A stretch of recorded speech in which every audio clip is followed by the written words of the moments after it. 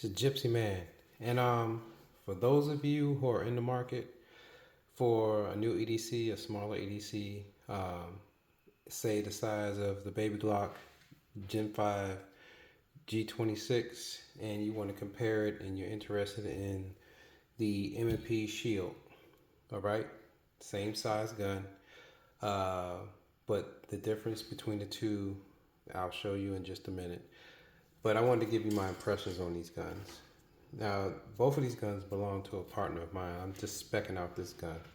He just got the Glock 26, which was very difficult for him to find in my area. And, it's a very popular gun. It's a very good gun. I love the gun.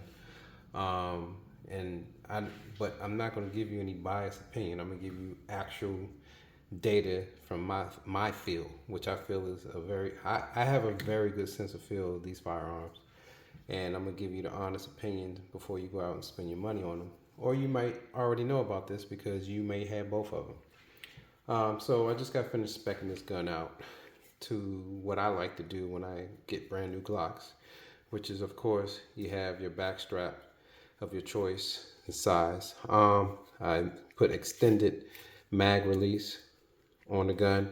I put extended takedown lever on the gun. I polish everything. Everything is polished. The frame and the slide. As you can see, everything looks like jewelry when I'm finished with it.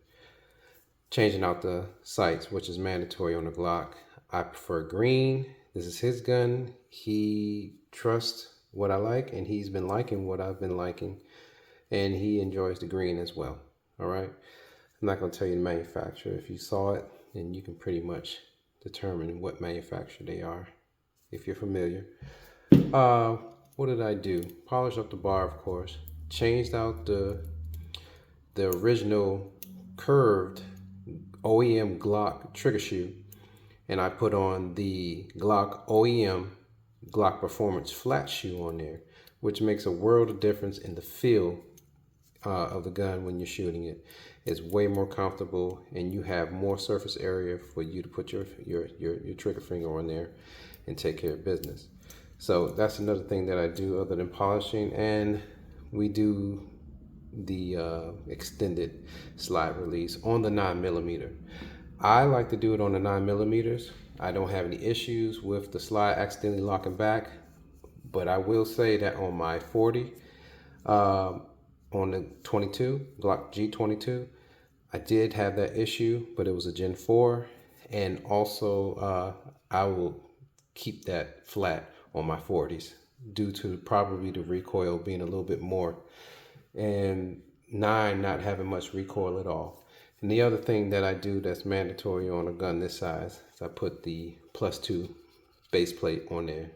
All right, that's all I do for this Glock. Now, comparing the two, as I assemble this back together, comparing the two, I've explained in some other videos that I have that the Glock 26 is surprisingly a really good shoot. And I mean a really good shoot, exceptional. From what you may expect a gun this size to shoot like. I think a lot of people think that they're going to get themselves involved in a very snappy gun. The 26 for me isn't snappy at all, even if you don't use the +2 base plate.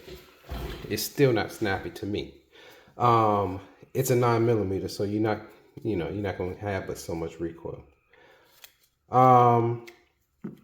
The Shield, on the other hand, is a very snappy gun.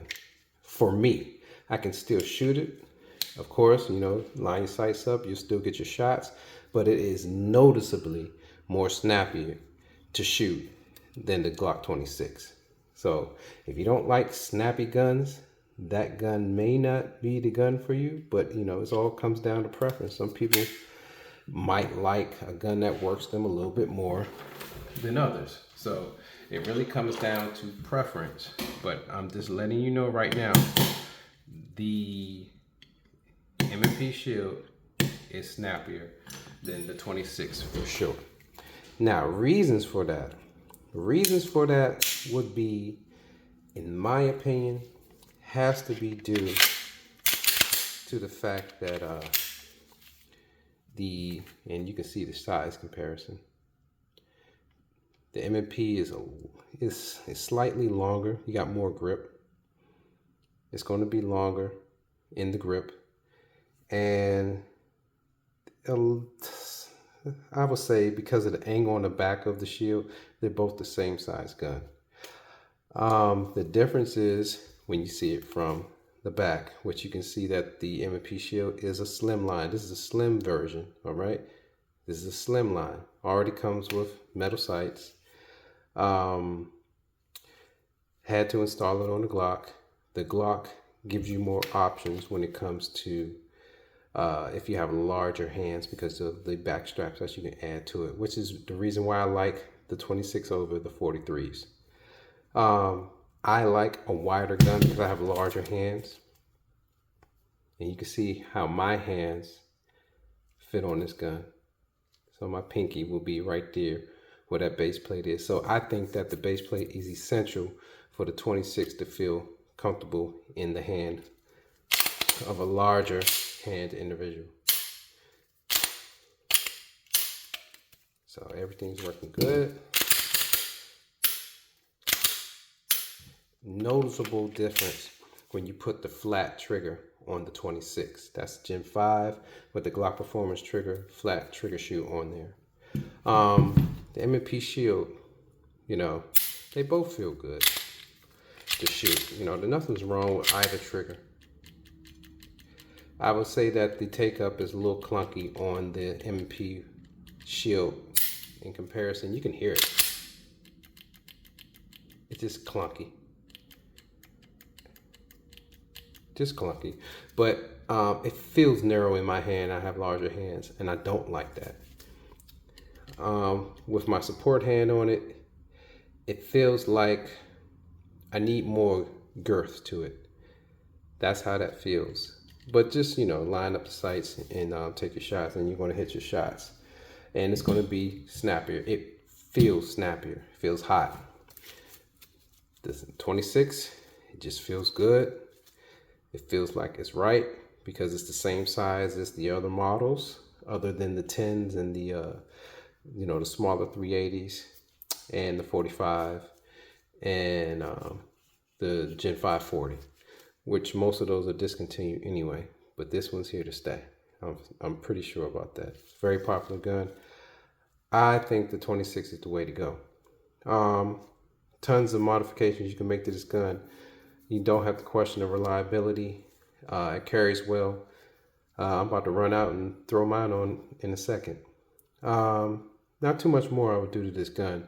They have the MOS version, and I'm not trying to sell it. I'm just saying that MOS version, save your money, get yourself the regular one. You don't need a red dot on a gun this small. You're probably not going to use it. You're just going to be training yourself to point and shoot this thing. And that's what my recommendation would be for this. But I just wanted to make a quick video about the two and to compare the two. If you already have it, if you thought about getting the slimline gun, I personally don't like slimline guns. That includes the 43s, 43 whatevers, the X. I don't like them. Yes, they conceal great.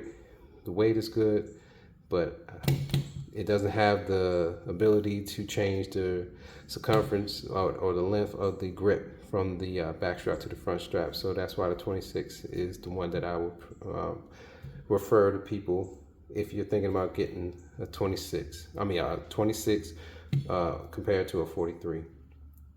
This is an EDC gun. This is not for you to go out and, you know, this is not your range gun. You know, get something more full size. But that's the difference between the two, and it basically comes down to preference, feel. This one feels better to me. Some people with smaller hands might like the slim line, but this one definitely is a better feel when shooting the 9mm for sure. This one's way more snappier for some reason. This one isn't. It's due to whatever Glock puts in their spices, you know, whatever spices they use compared to whatever M&P uses. So quick video, Gypsy Man, and I'm out.